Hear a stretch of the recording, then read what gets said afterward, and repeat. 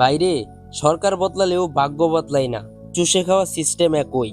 ক্ষমতার চেয়ারে যেই বসুক সেই আমজনতার আম চুষতে চুষতে শেষমেশ আটি পর্যন্ত গিলে ফেলে। তবে ভাই যাই বলেন, এই সিস্টেম দেখলে হাসি আসে না, আফসোস হয়। আগে যারা বলতো ভোটের অধিকার ফিরিয়ে দেবে, এখন তারাই বলে সেটা ভুলে যাও, ঘুমই উন্নয়ন। নতুন নেতারা এসেছে, পুরনো কথাই বলছে, আমরা দুর্নীতি করব না, তারপর ফাইল চুরি করে ব্যাংকে ভাগ বসাচ্ছে।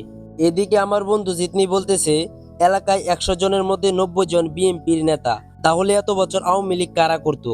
এটি ভাই আসলে অনেক বড় একটা বিষয়। বাংলার আকাশে বাতাসে পাহাড় পর্বতে যেখানেই যান না কেন সেখানেই দেখবেন বিএনপির উমুক নেতা তুমুক নেতা। তাহলে যে 15টা বছর আওয়ামী লীগ দেশ শাসন করলো, তাদের নেতাকর্মীগুলা কই গেল? যাই হোক, সর্বশেষে আমি মাজারুল একটা কথাই বলতে চাই, এই দেশটার কেউ মালিক না, সবাই শুধু বাড়াটে। ক্ষমতা বদলায়, চরিত্র বদলায় না।